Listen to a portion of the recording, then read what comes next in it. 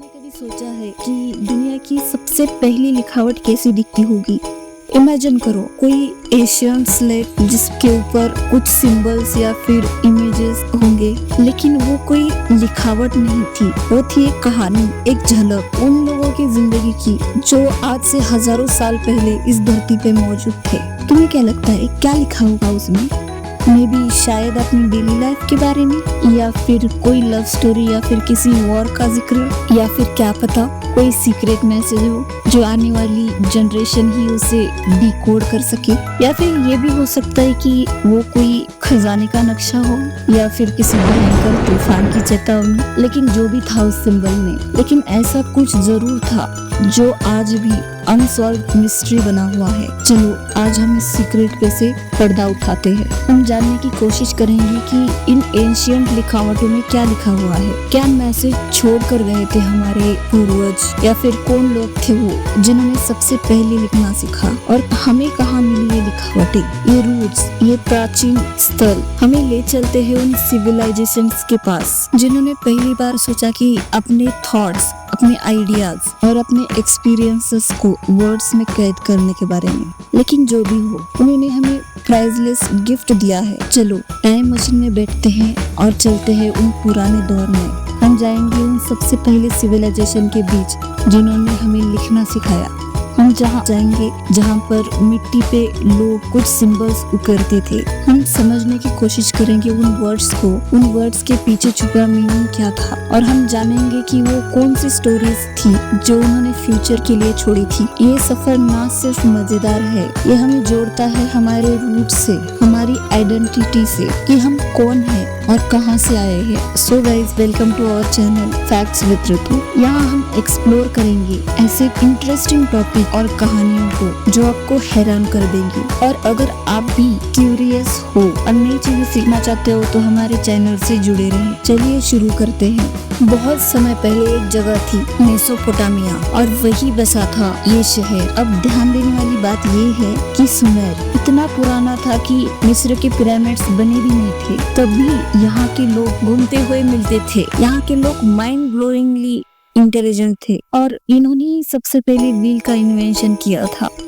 लेकिन सुमेर के लोगों की सबसे बड़ी खोज क्या थी पता है? वो है राइटिंग, और वो भी ऐसी लिखावट जिसका नाम सुनते ही थोड़ा सा कंफ्यूजन क्रिएट हो सकता है। नाम था क्यूनिफॉर्म। अब तुम्हें लग रहा होगा कि ये कैसा नाम होगा? क्यूनिफॉर्म बहुत ही इंटरेस्टिंग है। वेज शेप्ड, जैसे कोई चिड़िया अपने पैरों से मिट्टी पर कोई निशान बना दे, बस वैसे ही। क्यूनिफॉर्म की सबसे खास बात ये थी कि ये सिंबल्स ऐसे लगते थे कि कोई तिकोनी आकृति किसी सॉफ्ट मिट्टी पर प्रेस कर दी गई हो। और आपको जानकर हैरानी होगी कि पहले ये लोग शब्द नहीं पिक्चर्स बनाते थे। जैसे इमेजिन करो आज भी हम लोग इनकी तरह इमोजीज या फिर डूडल्स का यूज करें, कितना अमेजिंग लगता ना। लेकिन धीरे धीरे ये पिक्चर्स इन्वॉल्व हुए और कन्वर्ट हुए वर्ड्स में, मतलब इमेजेस से लैंग्वेज की तरफ शिफ्ट होना। और यही था वो मोड़ जहाँ पर लिखावट ने असली रूप लिया। यूनिफॉर्म लिखने के लिए लोग क्ले टैबलेट्स यूज करते थे। वो गोल गोल मिट्टी की टिकिया जैसी होती थी,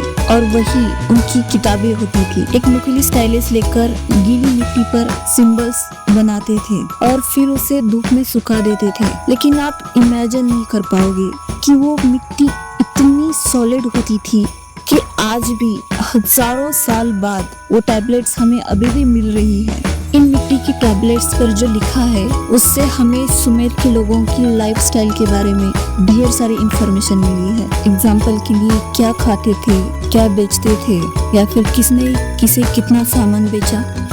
लेकिन अब आपको लग रहा होगा कि लिखने की जरूरत ही क्या पड़ी। एक्चुअली लिखावट की कहानी एक जबरदस्त इन्वेंशन की कहानी है। एक ऐसी डिस्कवरी जिसने इंसानी सिविलाइजेशन को एक नया डायरेक्शन दिया। सुमेर के लोग तब एग्रीकल्चर करते थे, यानी कि फार्मिंग। लेकिन धीरे धीरे उन्होंने ट्रेड भी शुरू कर दिया, चीजों का लेन देन। लेकिन जब ट्रांजैक्शन शुरू हुए तो फिर उन्हें नीड महसूस हुई रिकॉर्ड्स रखने की। कितना अनाज है, कौन कितना सामान बेच रहा है, कितना दे रहा है, या फिर किसने कितना खरीदा, ये सब क्रैक करना जरूरी हो गया। लेकिन शुरुआत में वो सिंपल तरीके अपनाते थे।